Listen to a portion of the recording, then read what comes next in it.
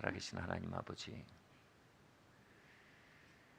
겨울이 지나고 봄이 오고 있는 것인지 모르겠습니다. 다시 이렇게 사랑하는 성도님들과 함께 당신을 예배할 수 있는 때가 되었습니다. 이렇게 다시 가득 모여 당신을 높일 수 있는 것이 우리에게 너무나 큰 감사입니다. 그러나 그럴 수 없었던 시간에 대해서도 하나님 감사드립니다. 그럴 수 없는 시간에 있었던, 다를 때는 배울 수 없었던 그 깊은 가르침과 은혜에 대해 또한 감사를 드립니다. 하나님, 겨울이나 봄이나 우리가 당신의 손을 잡고 걸어가는 교회 되게 하여 주시고, 당신의 손 놓치지 않는 성도님들 될 수 있도록 은혜를 베풀어 주시옵소서. 울어도 당신 손 잡고 함께 걸으며 울고, 웃어도 당신 손 잡고 함께 걸으며 웃는 우리 한 사람 한 사람 되도록 이 시간 말씀으로, 예배로 은혜를 더하여 주시옵소서. 감사드립니다. 이 모든 말씀 살아계신 예수 그리스도 이름으로 기도드립니다. 아멘.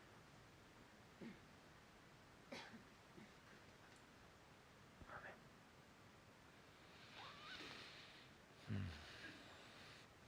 네. 우리 말씀을 보려고 합니다. 제목을 한번 볼까요? 네. 한번 읽어보겠습니다. 시작. 주님 뭐 하시는 거죠? 네. 이게 원래 그 하나님 뭐 하시는 거죠였는데 좀 더 존중을 표해야 될 것 같아서 혹시 오해가 있을까 봐 주님으로 급 바꿨습니다. 주님 뭐 하시는 거죠? 이거는 굉장히 사실 우리가 교회에서 잘 뱉어내기 어려운 말이지만 마음속에 상당히 자주 되뇌이고 있는 마음의 소리이기도 합니다. 그 소리가 그만 제목으로 튀어나 버렸습니다.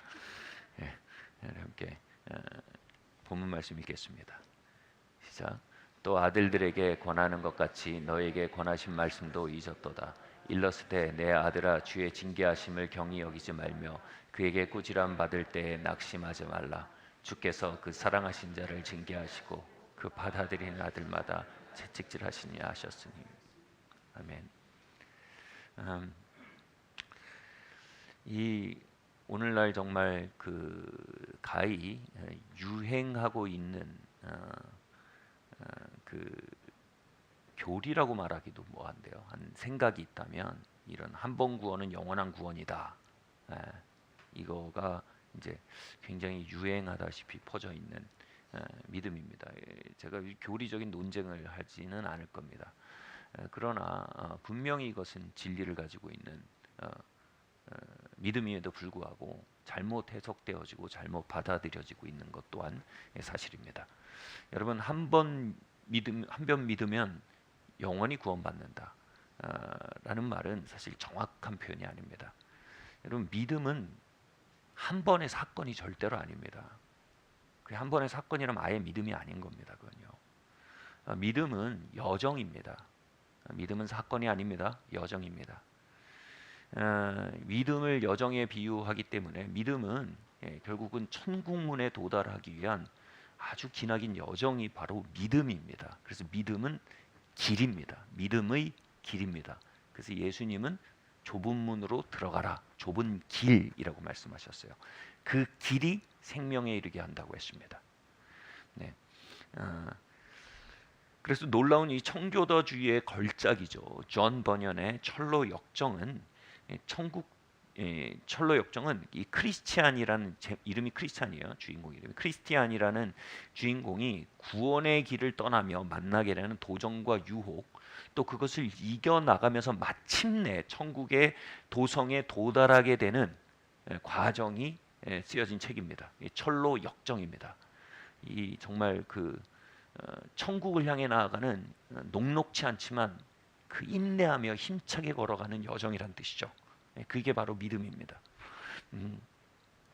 그리고 그 철로 역정에는 인간의 힘으로 넘을 수 없는 도전과 유혹들이 있기에 하나님이 택하신 크리스티안을 하나님이 번번이 은혜와 자비와 도움을 베푸사 그 도전과 유혹들을 이겨 나갈 수 있도록 그를 보필하고 도우십니다. 예. 그게 철로 역정이라는 겁니다. 그래서 택하신 자를 버리지 않으시고 철로 역정에서 떨어지지 않게 하시는 것이 은혜입니다. 아멘. 어떻게 되든 간에 한 번 믿으면 영원한 구원, 이런 믿음이 아닙니다. 은혜로 우리가 믿게 됩니다. 근데 우리를 믿게 한 그 은혜는요, 우리를 내버려 두질 않아요. 우리를 믿게 한 그 은혜는요, 우리를 계속 이끌어가고 도전합니다. 그 철로 역정을 다 내도록 우리에게 힘을 주고 위로를 주고 도전을 주고 가르침을 줍니다. 여러분, 그 은혜가 우리 이 자리에 모이게 한 겁니다. 그 은혜가 이 시간 우리가 말씀을 들으며 다시 깨어나게 하고 있는 것입니다. 그러기에 은혜는 계속적으로 우리와 함께하는 예수님 자신이십니다. 우리의 목자 되신 예수님이십니다.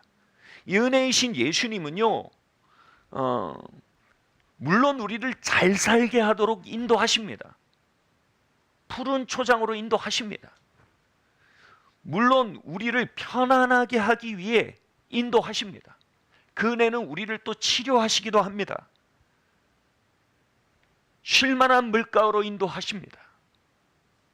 그러나 가장 원론적으로요, 그 은혜는요, 우리를 천국문, 바로 그 좁은 길에서 떨어지지 않고 천국문에 도달할 수 있도록 우리를 독려하고 나아가게 하고 있습니다. 여러분, 그게 원론적인 은혜의 역할이고 역사입니다. 여러분, 올 한 해 동안 하나님의 은혜가 여러분의 삶에 어떻게 역사하셨습니까? 많은 일이 있을 것입니다. 하나님의 은혜로 말미암아 우리가 치유를 경험했습니다. 하나님의 은혜로 말미암아 우리가 부욕해 되었습니다. 하나님의 은혜로 말미암아 우리가 자유케 되었습니다. 전 그 모든 것들에 대해 하나님을 찬양하고 감사드립니다. 그러나 우리가 정말 하나님의 은혜를 계수하는 방식은 그러한 관점으로 계수하는 데는 한계가 도달할 수밖에 없습니다. 왜냐하면 그 은혜는요, 아주 부지런히 우리를 천국문으로 데려가고 있습니다. 아주 부지런히 그 철로 역정에서 우리로 하여금 앞으로 나아가게 만들고 있는 것입니다. 아주 부지런히 그 은혜는 우리로 도전과 유혹을 떨치고 어제의 죄가 오늘의 죄가 아닐 수 있도록, 어제의 유혹이 오늘에는 승리로 이어질 수 있도록 끊임없이 우리에게 역사하고 있는 것이 은혜의 주업입니다. 아멘.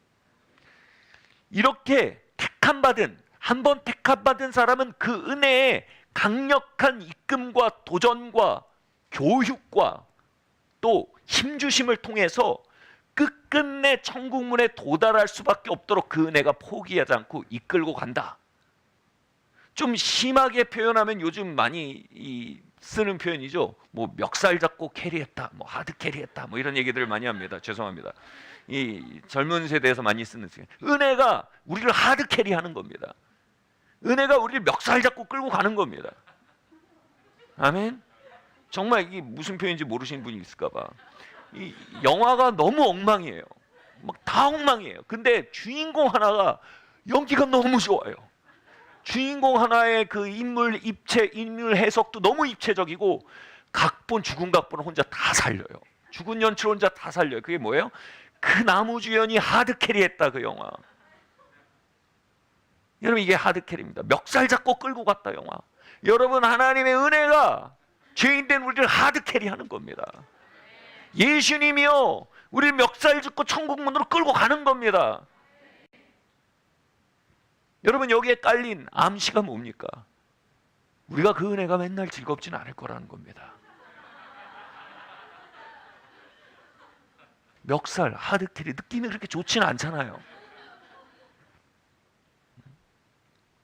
여러분, 하드캐리 당하셨나요? 주님을 찬양합시다. 멱살 잡히셨나요? 주님을 찬양합시다. 그 멱살 놓으시면 큰일 납니다. 하드 캐리가 마일드 캐리가 되면 큰일 납니다. 이건 놓을 수가 없는 겁니다.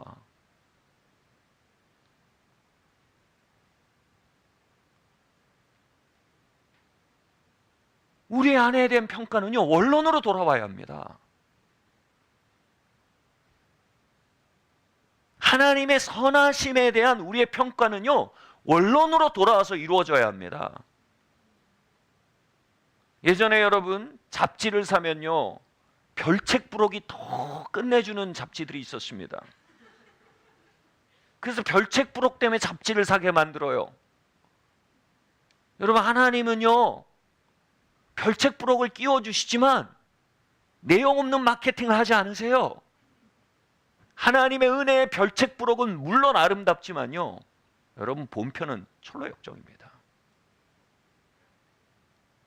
아멘. 부록 보고 잡지 산 사람은요, 잡지를 알 수가 없어요. 저는 이 교회에 치유가 넘치길 바랍니다. 번영이 넘치길 바랍니다. 많은 아름다운 기적과 이사들이 넘치길 바랍니다.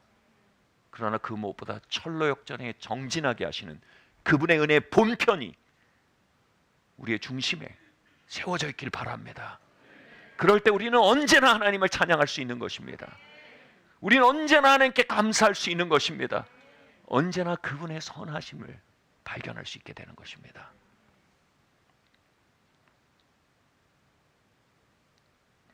제가 어린 시절 저희 가정이 제 기억에 유년 시절에 가장 비통에 잠겼던 저녁이 있었습니다.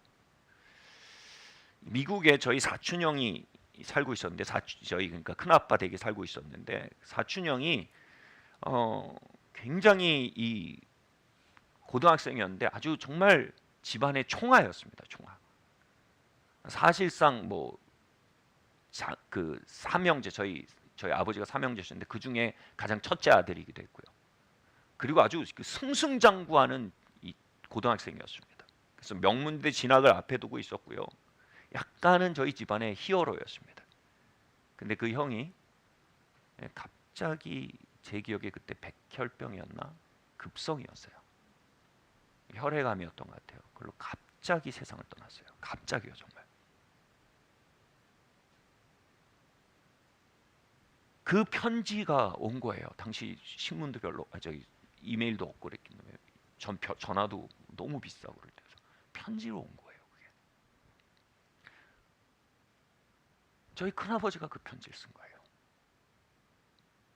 그 갑작스러운 일을 처음부터 끝까지 글씨로 눌러쓴 그 손편지를 저희 아버지가 저희 가족에게 읽어주셨는데, 그 식탁에 둘러앉은 가족은요, 정말 비통에 잠겨 있었습니다.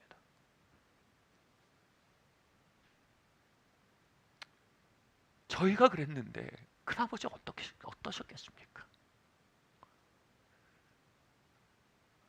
그런데 몇 년이 지나서요, 제가 좀 자란 후에 큰아버지를 만나서 교제하게 되었습니다. 큰아버지는 놀랍게도 거듭나고 크리스찬이 되어 계셨습니다. 그리고 그 놀라운 구원과 은혜의 사건이 바로 당신의 아들을 잃어버린 그 일을 통해 벌어졌다 말씀하셨습니다. 그 고난 속에서요, 자신이 전부 잃은 것처럼 보이던 이 시간이 너무 미미한 것이라는 것이 느껴졌다는 거예요. 그리고 영원이라는 것이 질감으로 다가왔다는 겁니다. 놀랍지 않습니까? 그리고 자신의 자아는, 전부인 줄 알았던 자신의 자아가 너무나 작게 느껴지고, 지존자라는 존재가 너무나 거대하게 느껴졌다는 거예요. 여러분, 아들을 잃어버린 것은 평생 지워지지 않는 고통이에요.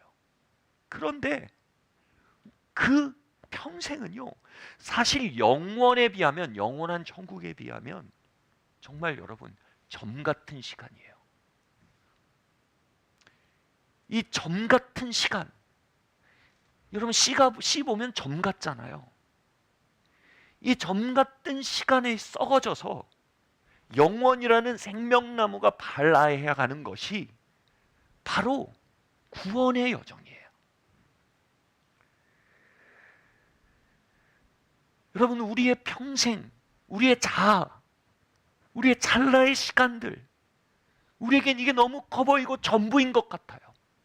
그러나 때론 우리의 자아의 생채기가 나는, 전부처럼 보이는 우리의 시간이 어그러지는 고난은요, 때로는 그 점 같은 씨앗 같은 시간 속에 영원의 거대한 생명나무가 발라게 하는 시발점이 되는 것 또한 분명히 사실입니다.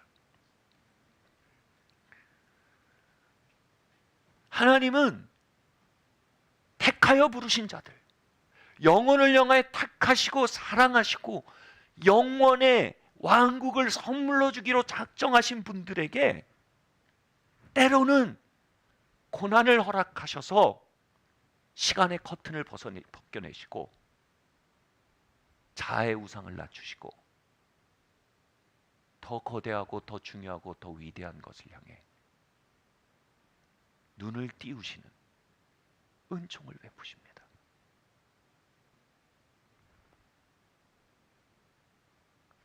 그 고난을 허락하심으로써 우리로 하여금 영원을 바라보게 하고 지존자를 향해 깨어나게 하고 그리고 철로 역정해서 길을 잃지 않게 하시는 하나님이심을 성경은 가르치고 있습니다.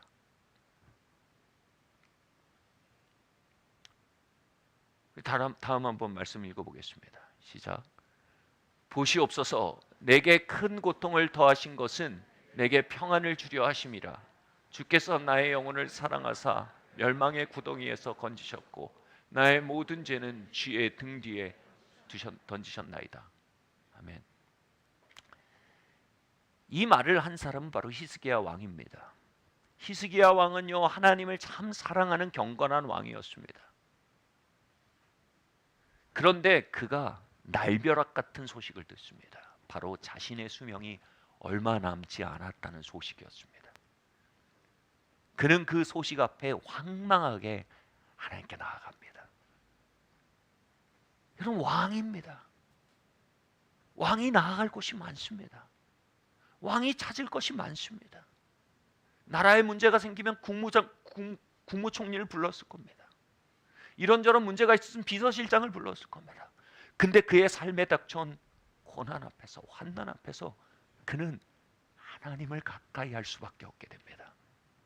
하나님의 자리가 생긴 것입니다.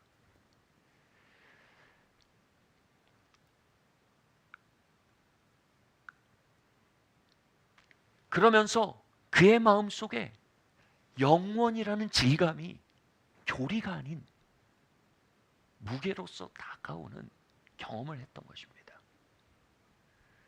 아마도 히스기야 왕이 훌륭한 왕으로 추앙받고 있었지만 그럼에도 그의 권력과 그가 누리던 축복은 그로 하여금 점차 철로 역정이 아닌 입신양명의 길로 굽어가도록 유혹하고 있었는지도 모릅니다.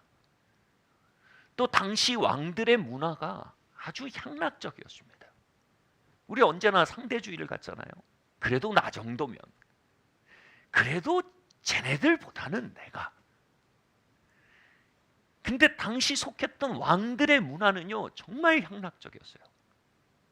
히스기야 정도면 의로운 왕이었지만 그럼에도 그 향락주의 영향 안에서 모르는 사이 철로 역정에서 굽어져 가고 있었을지도 모릅니다.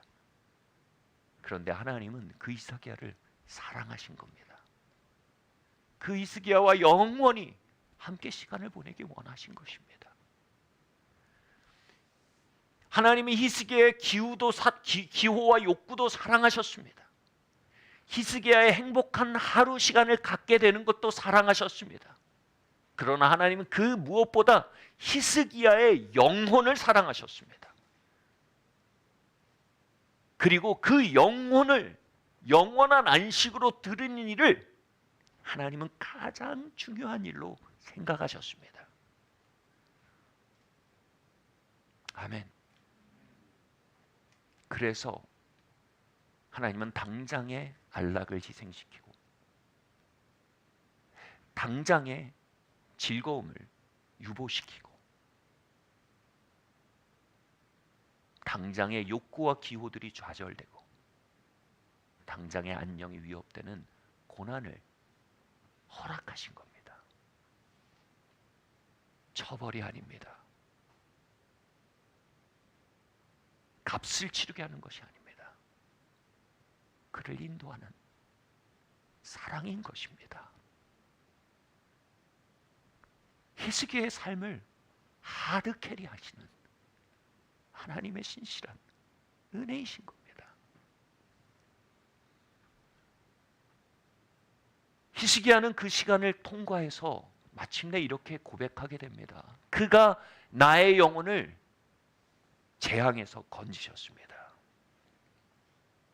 멸망의 구렁텅이에서 건지셨습니다.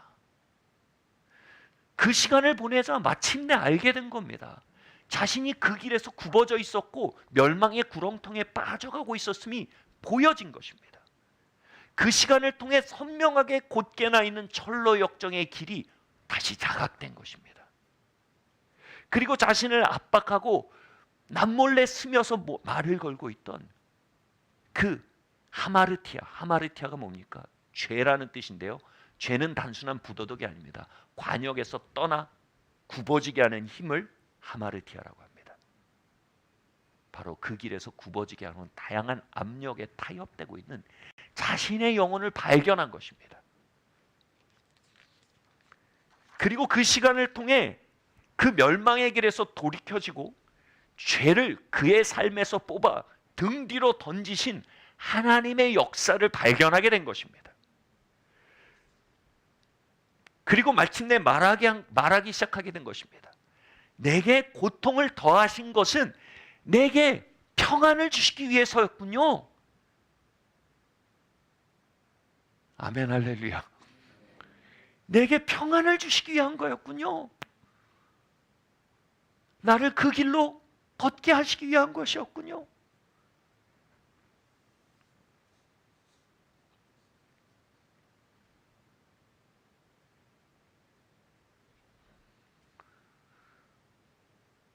이 일을 지나며 이 일을 시작할 때 히스기야는요 아마 굉장히 혼란스러웠을 겁니다. 이 일의 초반에 히스기야는요 굉장히 마음이 복잡하고 어려웠을 것입니다. 근데 이 일 속에 있는 하나님의 손길을 발견하고 하나님의 사랑을 발견하고 하나님의 인도하심을 발견했을 때 히스기야는 하나님의 신실하심을 찬양하게 된 것입니다. 아멘. 우리 함께 다음 말씀 읽겠습니다. 시작. 나는 그에게 아버지가 되고 그는 내게 아들이 되리니 그가 만일 죄를 범하면 내가 사람의 매와 인생 채찍으로 징계하려니와 내가 내 앞에서 물러나게 한 사울에게서 내 은총을 빼앗은 것처럼 그에게서 빼앗지는 아니하리라. 아멘. 하나님이 우리로 하여금 철로 역정을 걸어가게 하는 방편은 두 가지입니다. 하나는 영적인 위안입니다. 우리 안에 계속적으로 임하는 하나님의 임재에 대한 맛입니다. 하나님의 말씀에 대한 배고픔과 맛입니다. 그 배고픔과 입맛이요 우리로 하여금 세상 즐거움과 이 누추한 죄악을 벗어나와 그것을 추구하도록 그 허기짐이 우리를 초청합니다. 이거는요 하나님의 은혜의 스윗함의 파트입니다. 근데 하나님의 은혜는 또 다른 편에서 우리를 인도합니다. 그것은 뭐냐면 바로 인생 채찍과 사람 막대기입니다. 이것을 통해서요 우리로 하여금 굽어지거나 이탈하지 않도록 끊임없이 우리를 연단합니다. 우리는 이 둘 다 필요합니다. 이쪽으로 흘러가면요 거룩한 염세주의자가 됩니다. 이쪽으로 흘러가면요 단 것에만 길들여진 새 가슴이 됩니다.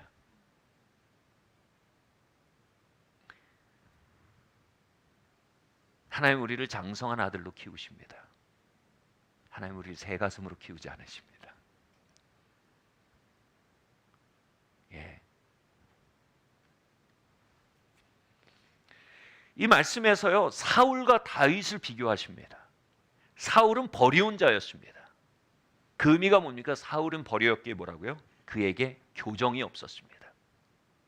교정이 없었어요.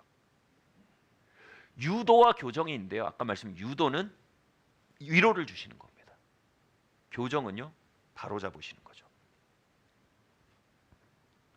사울에게는요, 어쩌면 위로는 있었지만요, 교정이 없었습니다. 어긋나면 그대로 두었습니다. 덜 사랑하신 겁니다. 신학적으로 맞는 표현은 아니지만요, 하나님 택하지 않으신 겁니다.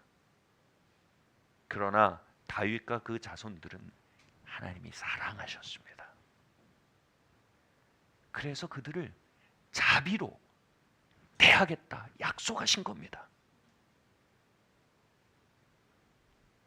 어긋나면 가르치시겠다고 다윗한테 약속하신 겁니다. 다윗아, 내가 너의 자손들이 어긋나면 사울처럼 그냥 두지 않고 너의 자손들이 어긋나면 꼭 약속하마. 내가 그들을 가르칠 거야.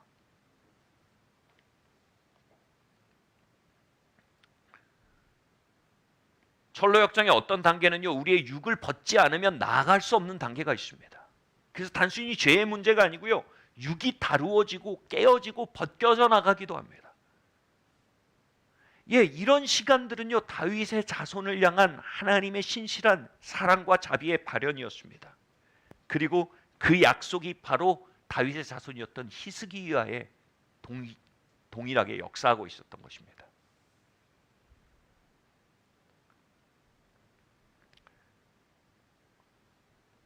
제가 20대 시절 신학교를 졸업할 때였습니다. 저는 솔직히 목회의 길이 너무 무서웠습니다. 게다가 이 개척의 길로 불림받고 있다는 것을 그때쯤 명확히 알아가고 있었기에 그 알미 명확해질수록 더 무서웠습니다.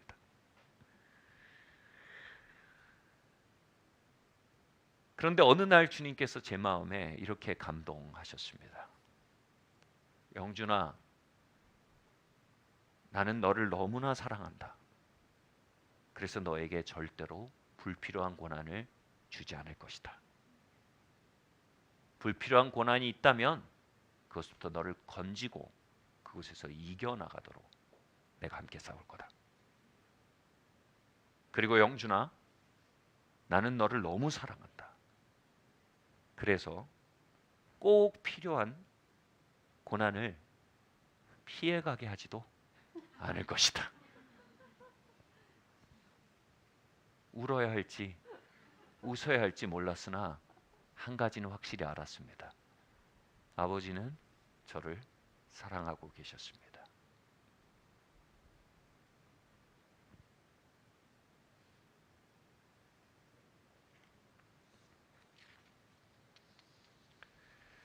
성경은 누누이 말합니다. 고난 속에 인내하는 것이 연단을 가져온다고 말합니다. 연단이 뭐냐면요, 성장하는 겁니다. 연단이 뭡니까? 정결해지는 겁니다. 연단이 뭡니까? 우리 안에 임한 그리스도의 생명이 더욱더 발아하는 것입니다. 그 연단을, 여러분, 수련회가 연단을 가져온다. 그럼 좀 나을 것 같아요. 그죠? 신실한 기도 생활이 연단을 가져온다. 예, 그럼 좀 더 나을 것 같아요. 근데 뭐라고요? 환난이 인내가 연단을 가져온답니다.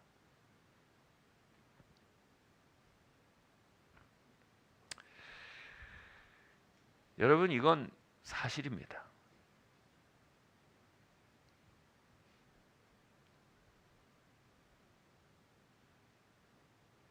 그러나 여러분, 기뻐하기로 결정합시다.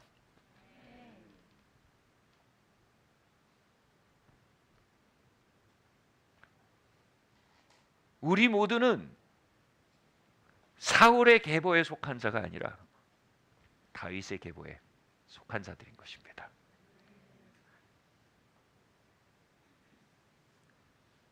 하나님이 우리에게 주시는 진짜 복은 당장의 안락이 아니고 영원한 복락입니다. 저명한 정신과 박사이자 베스트셀러 저자인 스카펙 박사는요, 그의 책 멀지만 가야 할 길에서 이렇게 말하고 있습니다. 좋은 부모가 아이에게 가르쳐야 할 첫 번째 태도가 있답니다. 이건 지식도 아니고 단순한 교훈도 아니고 그 아이의 성품 속에 가장 근본이 돼야 될 성품이라는 겁니다. 이거를 가르치지 못하면 자녀 양육은 실패한 겁니다. 이걸 가르치면 자녀 양육은 성공한 겁니다. 이 좋은 부모의 성결 조건이 뭘까요? 뭘 가르쳐야 할까요? 스카백은 이렇게 얘기합니다. 인내라고 얘기합니다.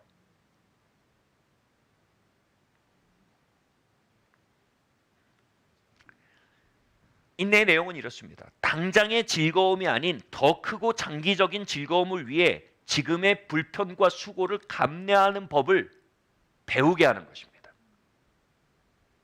그것을 6세에서 9세 사이에 그 아이의 성품이 되게 만들어야 한다는 거예요. 예를 들면 당장 하고 싶은 게 아니라 지금 해야 할 것을 하게 만드는 거예요. 그렇게 함으로 마침내 하고 싶던 것을 더욱 크게 누릴 수 있도록 만들어주는 거예요. 이걸 영어로 delayed satisfaction이라고 그래요. 당장의 만족을 딜레이 시키는 법을 배우는 거예요. 그리고 그 만족을 향해서 인내하며 지금 걸어야 할 길을 걷도록 가리키는 거예요. 그것이 한두 번의 사건이 아니라 아이의 품성이 되게 만들어야 된다는 거예요. 그래서 인내를 배운 아이들은요, 숙제를 하고 테레비를 봅니다.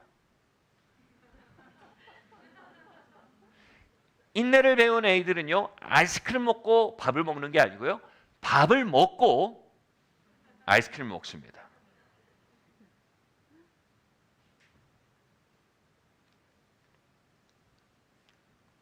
그러나 그것을 배우지 못한 아이들은요, 저는 이 부분이 좀 충격적이었어요.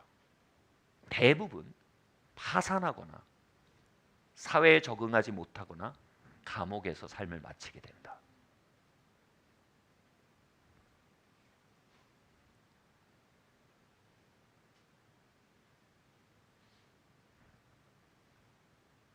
인내는 부모가 자녀에게 가르칠 때 아주 인기 없는 과목입니다. 아이가 부모로부터 배우기 원하는 마지막 덕목입니다. 그러나 사실상 아이가 부모로부터 배워야 할 첫 번째 덕목입니다. 그리고 하나님 아버지가 당신의 자녀들에게 가르쳐야 할 첫 번째 품성이기도 합니다. 그렇지 않으면 하나님은 나쁜 아빠입니다. 실패한 아빠입니다. 그렇지 않으면 그분의 자녀들은 믿음에서 파산하게 될 것입니다. 그렇지 않으면 그분의 아들들은 철로 역정에서 부적응하게 될 것입니다. 그렇지 않으면 그분의 아들, 딸들은 영원한 형벌 속에 시간을 보내게 될 것입니다.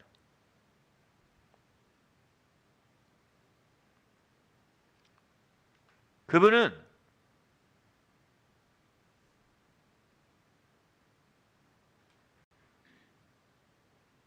우리의 삶에 꼭 필요한 고난 속에 인내를 통해 연단을 이루어 가도록 우리를 독려하십니다. 아니면 그분은 아버지가 아닙니다. 아니면 그분은 지존자가 아닌 연예인이십니다. 그저 성도들의 즐거움을 위해 공연하는 연예인입니다.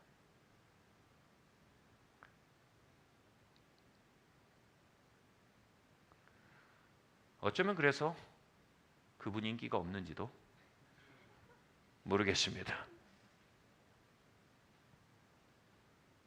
그래도 우리 사이에서는 그분이 슈퍼스타였으면 좋겠습니다. 그분의 사랑이 오해되지 않았으면 좋겠습니다. 그분의 신실함이 그분의 신실치 않음으로 매도되지 않았으면 좋겠습니다. 그래도 우리 사이에선 그분이 좋으신 하나님, 좋으신 하나님, 참 좋으신 나의 하나님 이라 노래되어졌으면 좋겠습니다. 짐작이지만 우리 사이에 그럴 수 있다면 그분은 우리 사이에서 매우 고마워하실 겁니다. 너무 많은 오해를 받으시기에, 너무 많은 외면을 받으시기에 그 심정 이해하고 그 사랑 신뢰하며 그 계획에 내어 맡기며 걸어가는 아들, 딸들 하늘보다 땅보다 고마워하실 겁니다. 아멘. 그렇게 아바가 기뻐하시는, 아바가 좋아하시는 집이 되기를 바랍니다. 아멘.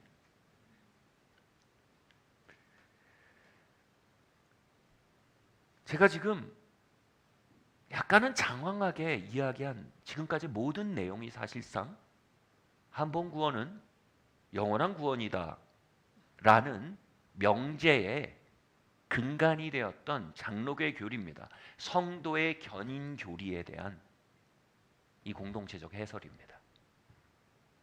바로 하나님이 택함 받은 자들은 견고한 인내를 통해, 할렐루야, 마침내 영원한 안식에 도달하게 된다는 것입니다. 견고한 인내를 통해 마침내 그분의 부르심에 나아가게 된다는 겁니다. 견고한 인내를 통해 마침내 그분의 예언적 성취로 나아가게 된다는 겁니다. 견고한 인내를 통해 마침내 그분이 우리를 창조하신 그 목적 안에 발현하여 나아가게 된다는 것입니다. 견고한 인내를 통해 마침내 그분께서 우리에게 약속하신 유업 가운데로 들어갈 수 있게 된다는 것입니다. 아멘. 우리 김영수 성도님의 아름다운 간증을 들었죠. 우리는 유업의 이야기를 들으며 하나님을 찬양하게 됩니다. 행간의 숨은 정말 중요한 파트인 겁니다.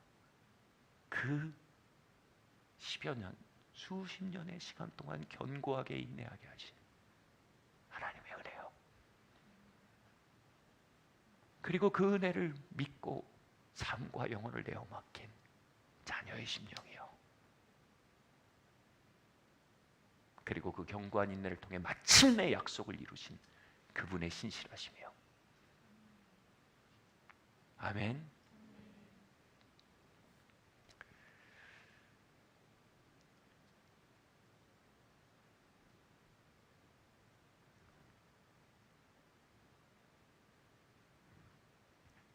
바꿔 말해서 하나님은 택하신 자들에게 반드시 견고한 인내의 터전을 가르치십니다.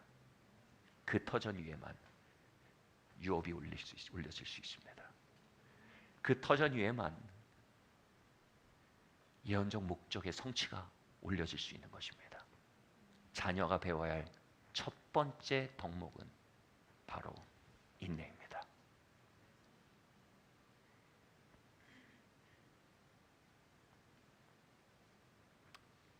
아멘.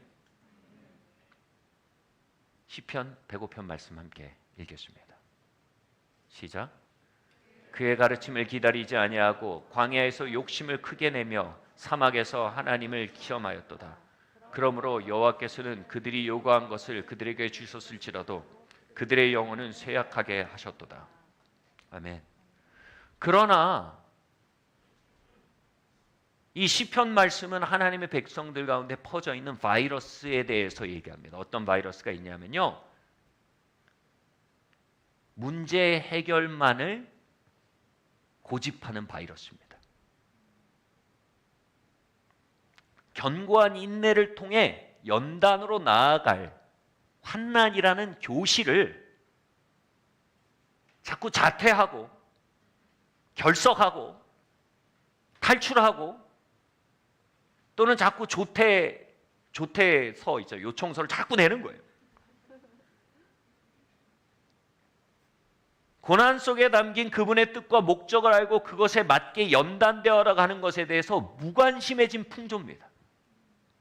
그리고 하나님을 그냥 해결사로 몰아붙이며 하나님의 선하심은 아버지의 선하심이 아닌 우리가 고용한 해결사의 선함으로 전락시키는 풍조입니다.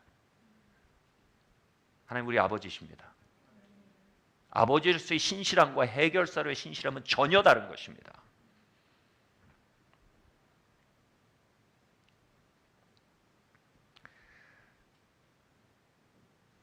그것을 통해 더욱 그분께 가까워지고 그 연단을 통해 철로 역전에 더욱 정진해 나아가게 되는 게 아니라 당장의 해결에 사로잡혀 있기 쉬운 풍조와 정신에 대해 이 시편은 경고하며 부딪혀 나가고 있는 것입니다.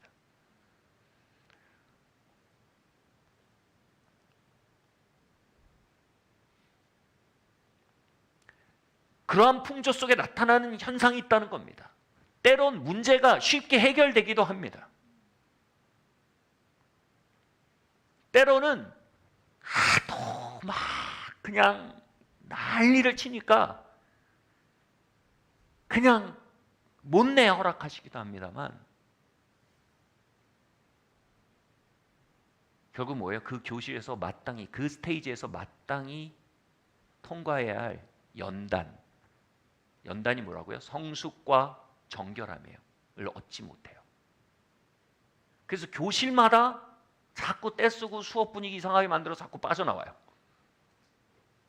그 다음 어떻게 된다고요? 영혼이 파리하게 된다고 합니다. 영혼이 쇠약해진다고 합니다. 여러분 우리의 길은요 날이 갈수록 여러분 겉사람은 후패하나 속사람은 날로 새롭도다.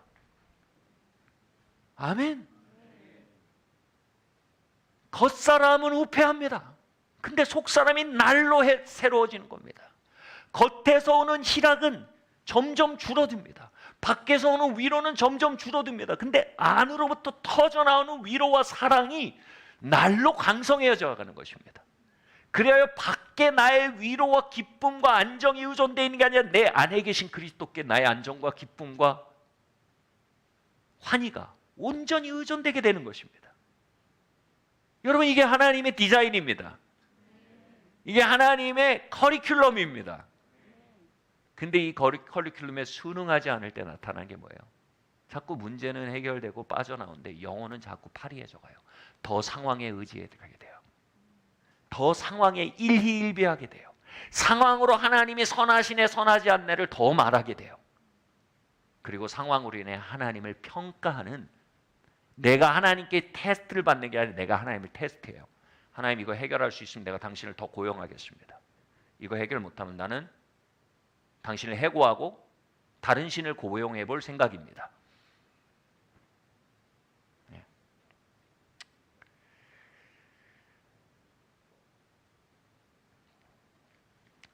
고난이라고 모두 하나님의 주권 아래에 있는 고난은 아닙니다, 여러분. 네. 고난이라도 우리가 다 숙명하고 내어 맡길 고난이 아닌 경우가 있습니다, 분명히요. 예를 들어 보겠습니다. 예수님이 한 여인을 만났는데 그 여인이 예수님이 이렇게 표현했어요. 마귀에 사로잡혀 18년 동안 꼬부라져 있었다고 얘기합니다. 마귀가 그녀를 공격해서 그녀를 속박했고 그 마귀의 속박에 사로잡혀 그녀의 육체가 꼬부라져 있었다. 이렇게 예수님이 얘기를 하셨어요. 근데 예수님이 그녀를 보았을 때 그때가 하필이면 안식일이었어요. 안식일은 당시 종교적 전통에서 치유 행위를 하면 안 되는 날입니다. 근데 예수님이 그날 안식일인데 그녀를 보고 긍휼이 차오르고 분노가 차올라서요. 바로 그 어둠의 세력에 대한 분노가 차올라서요. 그 자리에서 즉시로 어떤 것도 인내하지 않으셨어요. 그 어둠의 세력에 대해 조금도 순명하지 않으셨어요. 조금도 그 억압에 대해 내어 맡기지 않으셨어요. 그 자리에서 즉시로 손을 얹어 고치시며 그 어둠의 세력을 패퇴시키고 그녀를 자유케 합니다. 아멘. 그 일로 인해서 당시의 종교적인 전통을 고수하던 이들로부터 굉장한 오해와 핍박을 받게 되셨지만 개의치 않으셨어요. 그만큼 그분은요, 어둠의 세력으로부터 온 감옥에 우리가 묶여 있는 것일 때 조금도 참으라 하지 않으시며 조금도 참지 않으시며 즉각적인 해방을 가져오기를 원하십니다. 아멘. 그러한 일이 우리 안에 더 많아지기를 바랍니다. 그러한 일이 넘치기를 바랍니다.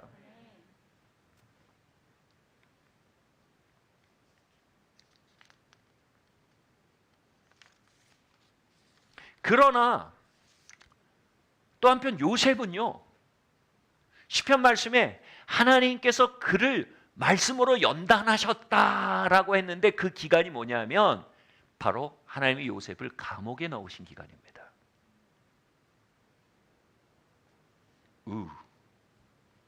감옥에서요, 요셉은 거기서 벗어나오고 싶어서요, 술 맡은 관원장, 실세입니다. 술 맡은 관원장에게 청탁을 합니다. 근데 술 맡은 관원장이 요즘 말로 먹튀죠. 요셉한테 큰 도움은 받고 먹튀를 하고 까먹습니다. 자신이 복권돼서 왕 옆으로 했는데 요셉 얘기를 까맣게 까먹습니다. 그래서 수년 동안 그 감옥에 더 있어야 했습니다. 근데 시편은 그 기간이 하나님의 말씀으로 요셉을 연단하신 기간이었다라고 말합니다. 사실 요셉은요, 하나님의 감옥으로부터 탈출하려고 했었던 것입니다. 아마 그 감옥에서요, 두 가지 마음이었을 거예요. 한쪽에서는 하나님에 가까이하며 그분으로부터 주어지는 놀라운 레슨들을 경험하고 그분의 친밀함과 그분의 훈련과 연단 속에서요, 놀라운 내적 환희와 하나님과의 관계로부터 말미암는 영원의 즐거움들과 그 안에 강성해지는 영혼, 그러면서 나의 겉사람은 후패하나 속사람은 날로 새롭구나, 은혜로다 라고 분명히 지냈을 거예요. 그러다 어느 순간 약간 시험이 들면 내가 이놈 먹고 빨리 끝내야 되는데 어떻게 나가지? 하고 막 굴러갔던 것 같아요. 그 순간 술 맡은 관원장이 보였고 저 사람을 잘해주면 저 사람이 날 꺼내줄 수 있겠구나 라는 인간적인 술수가 역사했을 거예요.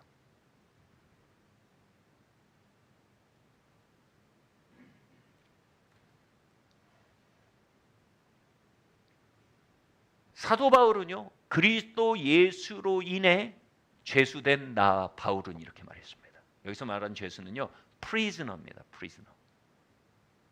그리스도 예수로 말미암아 감옥에 놓인 나 바울은 이렇게 말합니다.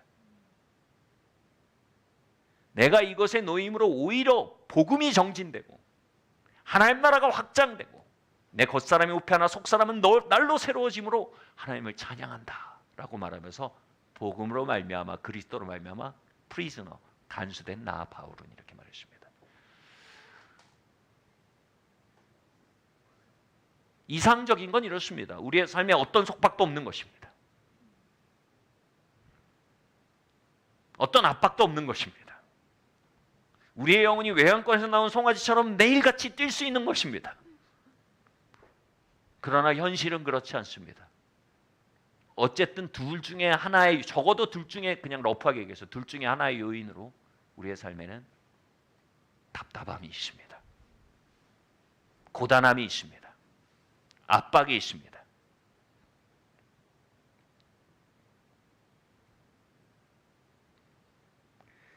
그래서 여러분에게 중요한 질문을 던지기 원합니다. 여러분의 감옥은 다양한 감옥이 있을 수 있어요. 재정적인 감옥이 있을 수도 있죠. 질병의 감옥이 있을 수도 있죠. 정서적인 감옥이 있을 수도 있습니다. 불화의 감옥이 있을 수도 있습니다. 커리어의 감옥이 있을 수도 있습니다. 여러분의 감옥은 어떤 감옥입니까? 어디로부터 말미암은 감옥입니까?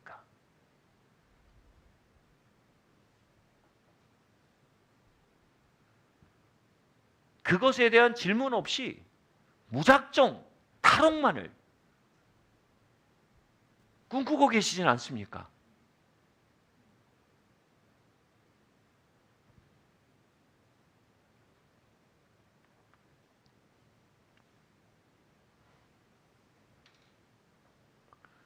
우리는 그것에 대해 하나님께 여쭈어 수 있어야 합니다. 아멘. 하나님, 내가 이 속에서 겸허히 배워야 합니까? 아니면 40일 금식에서 깨트려야 합니까? 하나님, 이 안에서 하나님의 얼굴을 구하고 하나님의 음성을 경청하고 하나님의 말씀으로부터 연단되어지고 장성하고 정결해져서 마침내 다음 스테이지를 향해 성장해 나아가기 위한 코스입니까? 아니면 하나님의 길을 걷는데 나를 얽어매는 올무가 지금 나를 가둬둔 것입니까? 여러분, 이 질문이 회복되어야 합니다. 어떤 분들은 다짜고짜 탈옥만 하려고 하고요. 어떤 분들은 하나님이 한 게 아닌데 하나님이 날 이렇게 하셨습니다.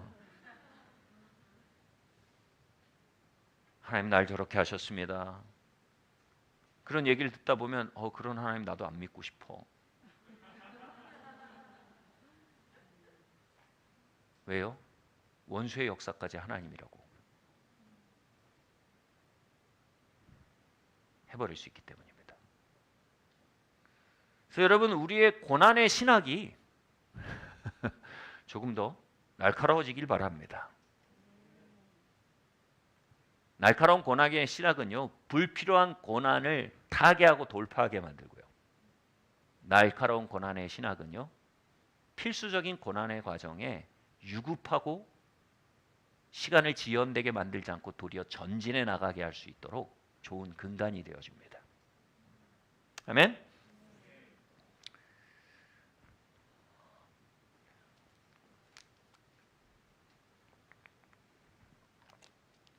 다음 말씀 한번 보겠습니다. 여러분, 어느 감옥에 계시든지요, 그 감옥에서 진보하든지 자유를 얻든지, 할렐루야. 우리가 그 감옥에서 가장 최악의 방법은 뭡니까? 아까 히브리서 연단에 대한 얘기가 나오고 징계에 대한 얘기가 뒤에 어떻게 나오냐면 뒷절에 뭐냐면 쓴뿌리를 품지 마라 이렇게 되어 있습니다. 최악입니다. 거기서 쓴뿌리를 품어버리면요, 무기징역입니다. 왜냐고요? 사단을 대항할 영권이 없어집니다. 쓴뿌리를 품어버리면요. 사단의 피해자가 돼버립니다. 영권이 없어져요. 무기징역이에요. 두 번째로, 하나님의 감옥에서 전진해 나아갈 진보의 능력도 없어집니다. 그래서 뭐라고요? 너희의 징계가 지금 보기는 좋지 않다. 지금 이 설교 들으면서 다 같이 해피하신 분은 없을 거예요. 말하는 저도 행복하지 않아요. 그러나 뭐라고요? 쓴 마음으로 가지 마라. 피곤하여진 무릎을 어떻게든 일으켜 세워라. 할렐루야. 뭐예요? 피곤해진 물에 그 피로감이 뭐예요? 쓴뿌리에 힘이 내리누르는데 우리가 짓눌려 버리면요, 쓴마음과 원망과 자괴감에 짓눌려 버리고 나면 절대 안 된다는 거예요. 그래서 어떻게 하라고? 일으켜 세우라는 거예요. 아멘. 그리고 뭐라고? 믿음의 주여 온전케 하시는 주를 바라봐라. 그는 인내함으로, 이렇게 하고 이어집니다. 다시 말씀드릴게요. 거기서 중요한 건 여러분 어떤 감옥 속에서 혹시 쓴 마음으로 짓눌려서 드러누워 자포자기로 드러누워 계신다면요, 그건 어떤 이유의 감옥이든 최악의 선택입니다. 거기서 여러분 꺾여지는 무릎을 꺾여집니다. 저도 꺾여지고 여러분의 무릎도 꺾여질 겁니다. 이렇게 세우라는 겁니다. 내가 이대로 끝날 순 없어. 이렇게 세우라는 겁니다. 그리고 뭐예요? 믿음의 주여 온전케 하시는 주를 바라보라는 겁니다. 바라보라는 겁니다.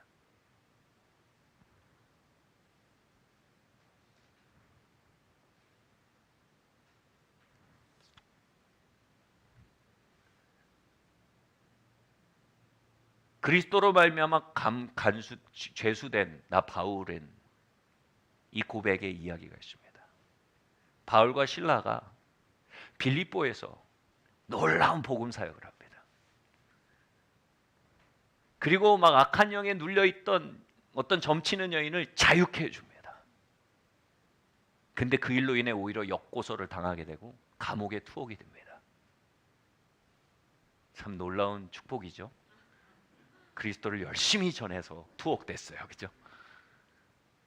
아마 여기서 이 쓴마음으로 주저앉으면요, 바울은 아마 그 감옥에서 죽었을 겁니다. 바울과 실라가요, 흠씬, 그냥 투옥도 아니고요, 흠씬 두드려 맞고요. 그 당시의 감옥은요, 지하 감옥입니다. 창문 하나 없고요, 공조 시설 없고요, 지하수가 배어 나오지만 전혀 그것을 잡아주는 컨트롤러도 없습니다. 그냥 완전히 쥐가 돌아다니고 최악의 장소입니다.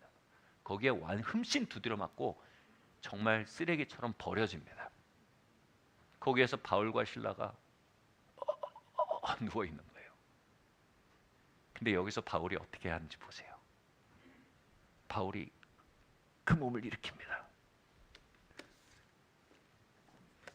일으킵니다. 그리고 신라를 막 깨웁니다. 신라, 일어나. 아, 왜요? 아, 왜요? 바울 왜요? 야, 너 기타 없냐? 기타 없냐?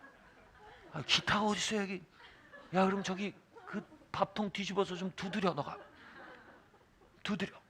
그 신라가 두드리는 거예요. 자, 감사함으로 그 문에 들어가며 그 찬양 좀 또 박자 좀 맞춰. 막 두드리면 여기서 바울과 실라가요, 이렇게 말합니다. 감사하며 찬양하기 시작합니다.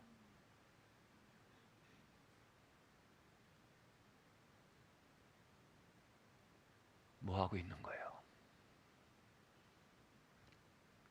쓴뿌리와 싸우고 있는 거예요.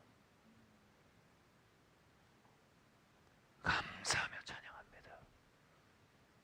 감사함으로 그 문에 들어가며 그의 궁전에 들어가 주께 감사드리며 주께 감사세 그는 선하시며 인자하시. 처음에 신라가 그랬을 거예요. 바울, 오늘 밤만은 그냥 내버려두면 안 됩니까? 바울이 오늘 밤이 다른 땐 다 넘겨도 오늘 밤은 넘기면 안 돼. 너 여기서 끝나고 싶어? 아니면 두드려.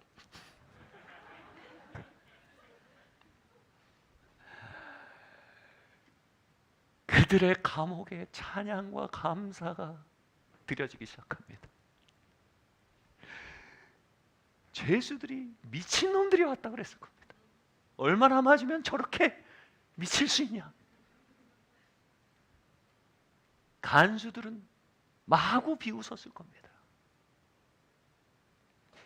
그들이 찬양과 감사를 드리는데, 여러분 시편에 뭐라고 써 있습니까? 감사함으로 그 문에 들어가며 찬송함으로 그 궁전에 들어가라고 했습니다. 여러분, 우리에게 놓인 초이스는 하나입니다. 우리가 상황을 초이스할 수는 없습니다.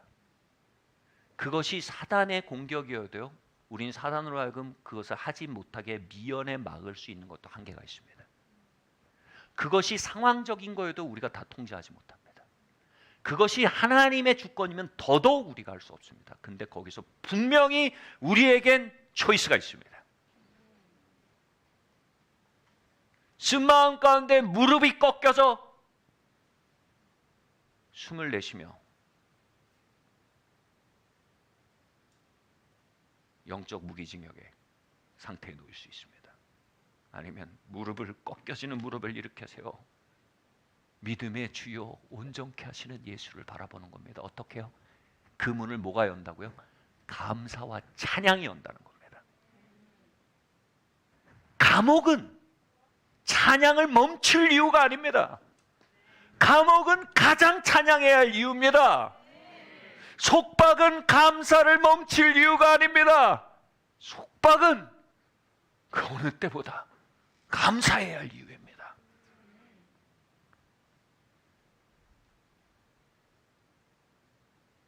찬양하면서요, 신라의 마음속에서도요, 쓴뿌리의 압력이 깨어지기 시작했을 겁니다. 여러분 아시잖아요. 여러분 아시잖아요. 그게 뭔지. 예배를 드리며 바울의 마음속에 짓눌리던 피의식의 무게가 걷히기 시작했을 겁니다. 여러분 그거 모르시면 여기까지 못 왔잖아요. 우리 그 정도의 미천은 가지고 계신 분들 많잖아요.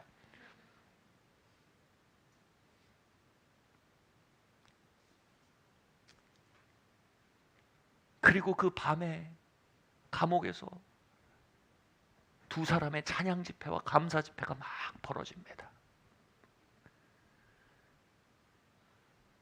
놀라운 것은요, 그 바울 이 드럼 소리가 신라의 쓴마음을 깨뜨렸을 뿐 아니라 이 드럼 소리에 맞춰서 감옥이 흔들리기 시작합니다.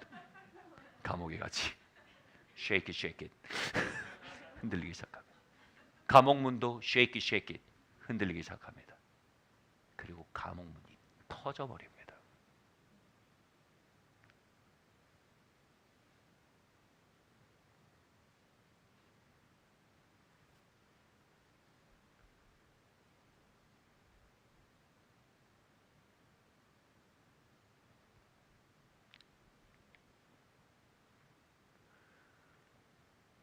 우리는 철로역정 어디에선가 붙잡혀 있을지도 모릅니다. 그 붙잡힘이 깨어져 나가든 우리의 질병이 깨어져 나가든 철로역정 어디에선가 미끄러져 나온 현장에서 우리가 깨어져 다시 돌아오게 되든 그리고 철로역정에서 진보하게 되든 아니면 우리의 재정적 속박이 떠져 나가든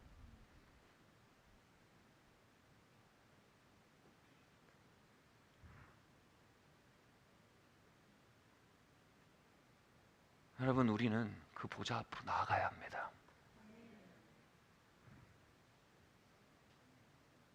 아멘. 그것을 우리의 철로 역정을 막던 속박이 터지던 상황적 속박이 터지든 어느 쪽은 터지는 겁니다. 뭐로요? 컴플레인으로요. 여러분 이 땅의 왕국은 컴플레인으로 움직입니다. 물건이 마음에 안 들면 컴플레인 하십시오. 나아질 겁니다. 음식이 마음에 안 들면 컴플레인 하십시오. 나아질 겁니다. 정부의 일이 마음에 안 들면 컴플레인 하십시오. 나아질 겁니다. 하나님의 나라는 컴플레인에 꼼짝하지 않습니다. 하나님의 나라는 감사와 찬양으로 인해 진동합니다. 하나님의 나라는 고난 속에서의 감사에 반응합니다. 하나님의 왕국은 감옥에서의 찬양에 응답합니다.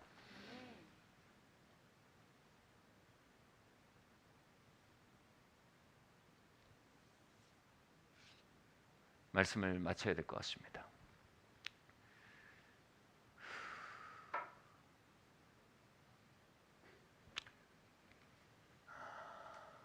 제가 결혼을 하고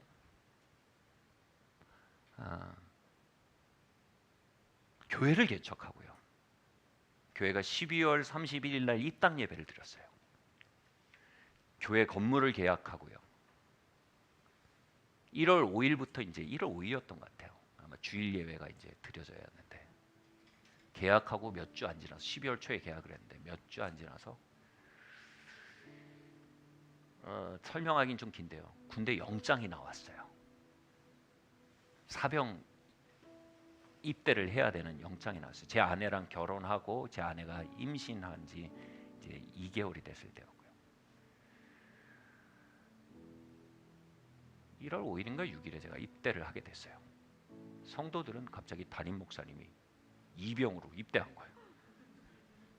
그래도 성도들이 아무 말도 못해요. 왠지 아세요? 제 아내가 있기 때문에 남편이 입대해버린 거예요. 긴 얘기를 다 할 수 없지만 그래서 제가 다치게 됐습니다. 일이 점점 어려워지는 거예요. 다쳐서 막 뭐 장애 등급을 받게 될 거다. 때부터 시작해서 점점 어려워지는 겁니다. 교회 이름도 그때 군대 훈련소에서 편지로 왔어요. 전사님, 교회 이름 뭘로 할까요? 제가 밤에 편지 써서 보냈어요. 네, 그래서 별로 이렇게 트렌디하지 않은 이름이 거기서 나온 것 같아요. 근데 네, 군 병원에 후송을 가게 됐습니다. 마음이 더 복잡해지는 거예요. 이거 이제 초기부터 군 병원에 가면 이제 자대 생활이 굉장히 어려워지거든요. 야, 자대 생활이 완전히 꼬였구나 이거. 갈수록 이 참 꼬이는구나. 야, 이 결혼한 아내를 놓고 교회를 놓고 이렇게 왔는데 이게 참 오해하지 마십시오. 제가 정말 군역에 대해서 정말 성실한 마음으로 응답한 겁니다. 그러나 저희 개인의 인생에서 그런 것입니다. 그래서 이거 다리도 다치고 이거 뭐 앞으로 뭐 장애인으로 살게 될 거고 막 너무 복잡한 거예요. 근데 이제 군병원에서 아침마다 새벽 예배를 드렸어요.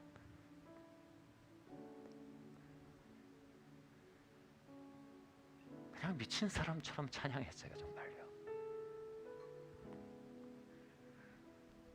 미친 사람처럼 하나님 신뢰한다고 말했어요. 아니면 제가 거기서 일어날 수 없다는 걸 너무 알았어요. 매일 아침 무릎을 일으켜 세워 찬양했어요. 점점 하나님의 사랑이 저의 마음을 풍요케 하기 시작했어요. 어떻게 돼도 좋겠다는 마음이 점점 드는 거예요. 그 사랑 때문에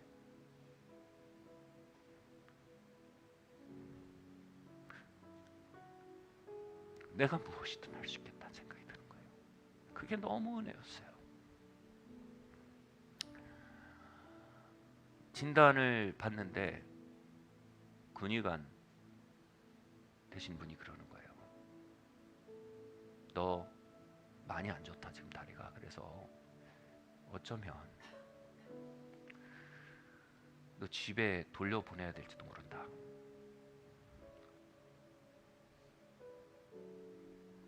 뭐 좋아해야 될지 싫어해야 될지 모르겠더라고요. 집에 가야 될 정도로 다리가 안 좋다니까. 집에 가는 거는 또 아내를 생각하면 또 아내에겐 좋은 일이고. 찬양했어요. 또 가서 감사하고 모르겠지만 내 영혼을 당신께 의탁합니다 하고 찬양하고 감사했어요. 근데 갑자기 제 마음속에서 말도 안 되는 생각이 드는 거예요. 이제 심사가 이제 목요일인가 나오기로 됐어요. 집에 갈 건지 자대로 돌아갈 건지. 내가 수요일 아침에 기도를 하는데 갑자기 그런 마음이 드는 거예요. 감사하자. 그리고 갑자기 그런 마음이 든 거예요. 말도 안 되는데 제가 그때 수요 예배 때 제 3달치 월급을 하나님 감사합니다 하고 감사 헌금으로 감사 헌금 시간이 없어요. 수요 예배 때. 그래서 제가 전도사님께 가서 드렸어요. 감사합니다. 하나님 일하실 줄 믿습니다. 감사합니다.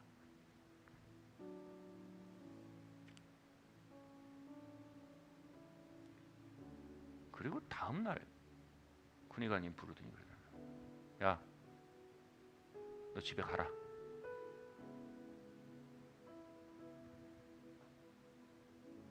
그리고 제가 그 길로 제대를, 그 길은 아니지만 몇 주에 제대를 해서 나왔는데 제 첫째 아이가 태어나기 전날인가 그랬어요. 머리 빡빡 민 군인 아저씨가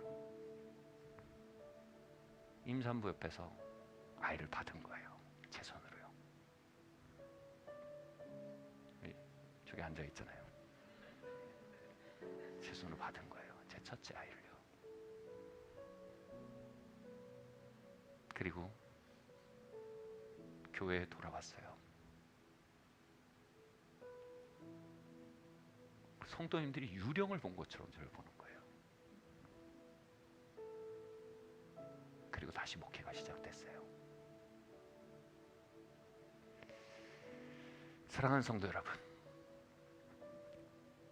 여러분이 물리적 감옥에 갇히셨는지 하나님의 감옥에 갇히셨는지 전 모릅니다. 그러나 하나님의 자비하심으로 여러분에게 말씀드립니다. 무엇을 해야 하는지 전환합니다. 일어납시다. 다시 일어납시다. 꺾여지던 무릎을 일으켜 세웁시다. 원망의 방언이 터지려고 꼬여가는 혀를 다시 곧게 합시다. 아멘. 한숨을 내쉬려고 들이쉬던 날숨을 바꾸어 감사의 날숨으로 바꾸어 뱉읍시다. 그렇게 그 감옥에 문을 엽시다. 영적 착고가 흔들리던, 상황이 흔들리던 모두 좋은 일일 것입니다. 그래서 여러분, 이 추수감사, 이 공동체가 모두 함께 우리 각자의 감옥 안에서 서로 화답하며 찬양하며 그분의 선하심을 노래하며 그분의 신실하심과 아버지 되심을 노래하며 그분의 주권을 고백할 때 영계가 흔들리든 물질적인 세계가 흔들리든 그 감사와 찬양은 길을 만들 것입니다. 우리 자리에서 함께 일어납시다. 하나님은 선하십니다. 여러분, 하나님은 선하십니다. 여러분, 하나님은 선하십니다. 우리 한번 옆에 얘기합시다. 아버지는 선하십니다. 그분은 실수하지 않으십니다. 그분은 우리의 베스트 초이스를 기다리십니다. 그분은 우리의 예배를 기다리십니다. 감사함으로 그 문으로 들어가며 찬송함으로 그 문을 열어나갑시다.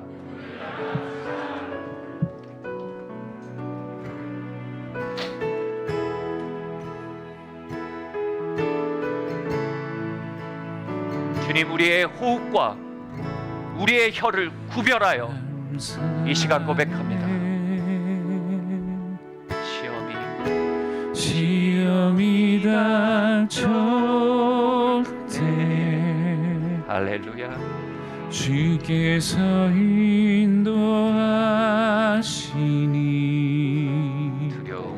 두려움 없네. 또 감사해.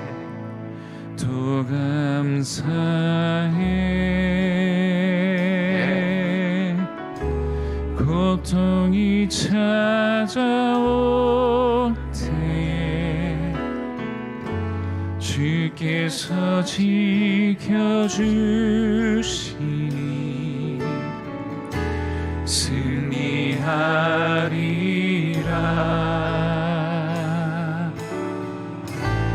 나의 모든 생활 속에서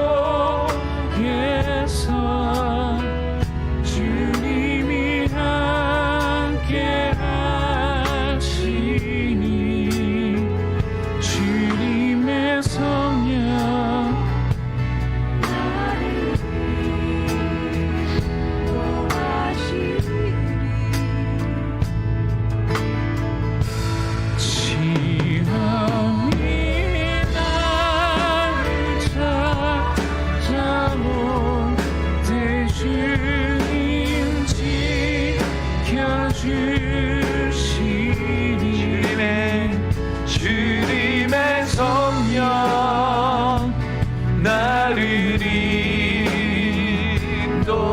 도와지리.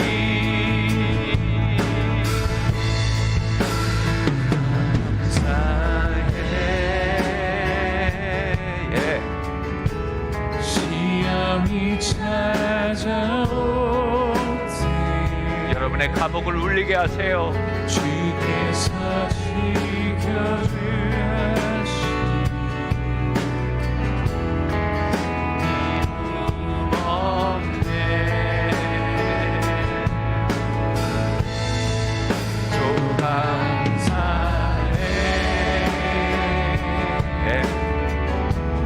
고통이 찾아올 때 주께서 지켜주시니 승리하리라. 나의 모든 생활 속에서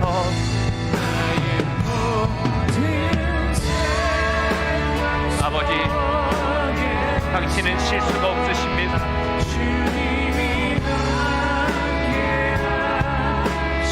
아버지, 당신의 손이 나를 잡으셨습니다.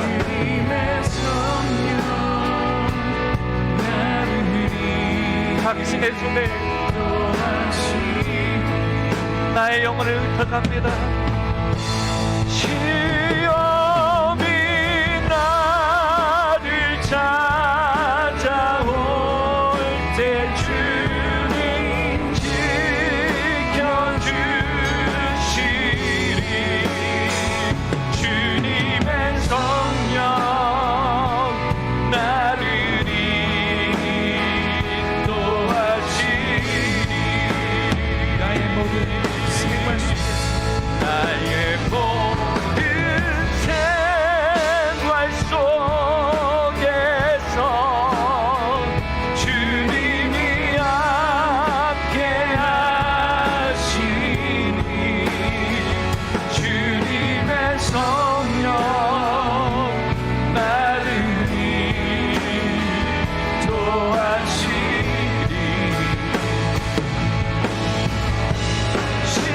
시험이 나를 찾아올 때 주님 지켜주시니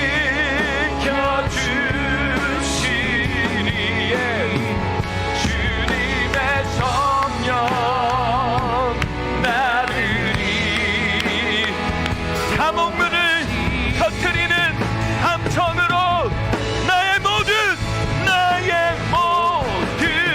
생활 속에서 주님 쓴뿌리의 착고를 파시옵소서. 주님의 성령 나를 쓴 마음의 결박들이 깨어지게 하시옵소서. 원망의 무기징역에서 오늘 걸어나갑니다. 비탄의 무기징역에서 오늘 우리가 걸어나갑니다. 주님을 찬양합니다. 다 함께 또 감사드리세. 또 감사드리세.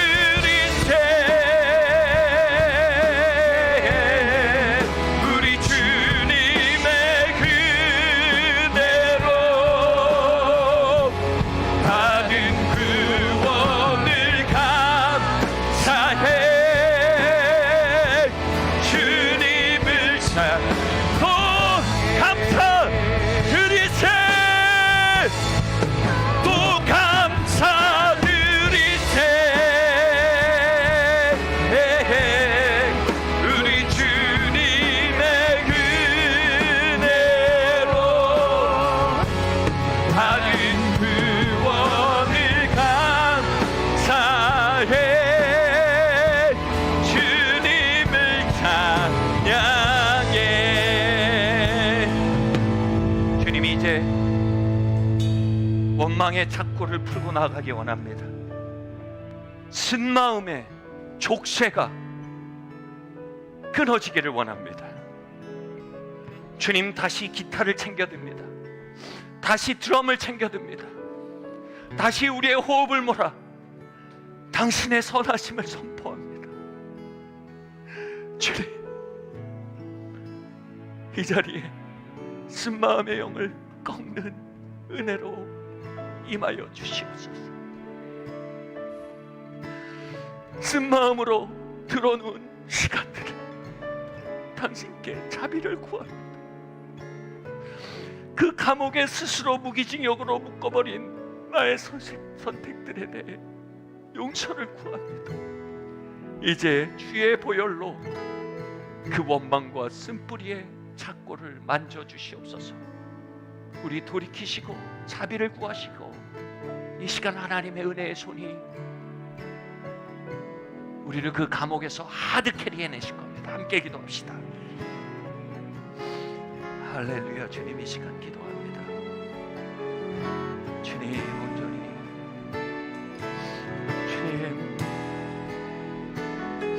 주님 너무 아프고 힘들었습니다. 주님, 너무 아프고 힘들었습니다. 하지만 아버지, 너무 아팠지만 무릎을 일으켜서 당신을 바라보기를 원합니다. 주님, 너무 고통스러웠지만 당신의 이기게 하시는 은혜로 말미암아 다시 감사하기 원합니다. 하나님, 만난 속에 있는 모든 이들을 이 시간 찾아가시고 그들에게 감사의 영과 찬양의 영을 회복시키시고 우리의 감옥문을 깨뜨릴 단 한 번의 은혜를 다시 한번 허락하여 주시기를 원합니다. 예, 주님, 예배가 회복되기 원합니다. 기도가 회복되기 원합니다. 찬양과 감사의 심령이 회복되기를 원합니다. 오 주님, 역사하여 주시옵소서.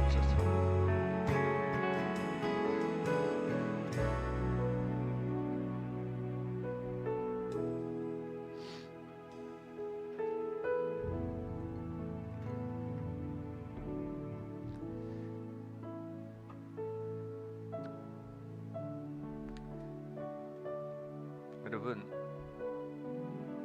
신뢰합시다. 그 시간이 너무 아픈 것 압니다. 그래도 신뢰합시다. 아니, 그래서 신뢰합시다. 그 감옥이 너무 습하고 너무 아픈 것 압니다.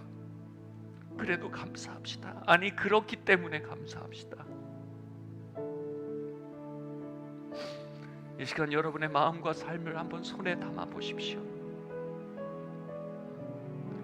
그 습한 감옥바닥 어디엔가 내던져버린 마음과 고백이 있다면 다시 찾아내세요.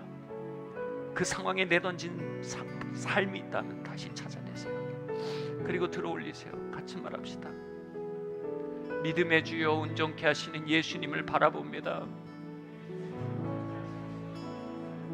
꺾여지는 무릎을 다시 일으켜 세웁니다. 내 마음을 받으시옵소서.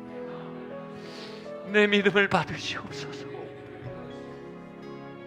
나의 삶을 당신께 의탁합니다. 선한 목자시여, 당신은 이기실 것입니다. 나의 약함 가운데 당신의 능력을 온전케 하소서. 예, 주님 부으세요. 그 환난 중에 이 시간 위안을 부으십니다. 주님, 그 위안을 부으세요. 저를 그 새벽에 만나신 그 위안으로 이 시간 모두를 찾아가세요. 저를 그 마음의 감옥에서 풀어주신 그 위안의 능력으로 이 시간 모든 이들의 마음의 감옥에 방문하세요.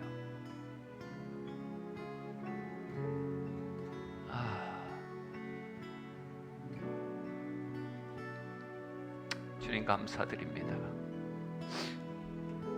참 어려운 한 해를 보냈습니다. 그러나 우린 이 한 해에 머물 수 없습니다. 이 한 해 안에 오히려 정진할 겁니다. 오히려 정금같이 나올 것입니다. 그리고 이 한 해의 감옥을 깨뜨리고 하나님의 찬란한 부르심을 향해 정진해 나아갈 것입니다. 당신의 유업과 예언적 약속들을 향해 전진해 나아갈 것입니다. 하나님이 이 추수감사 기간에 그 놀라운 해방과 돌파의 역사가 각 가정에, 각 사람의 삶에, 셀과 교회에 함성처럼 울려 퍼지게 하시옵소서. 그 메아리가 이 땅으로 퍼져나가게 하시옵소서.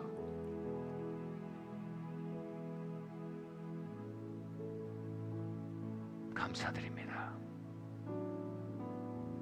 예수님의 이름으로 기도드립니다.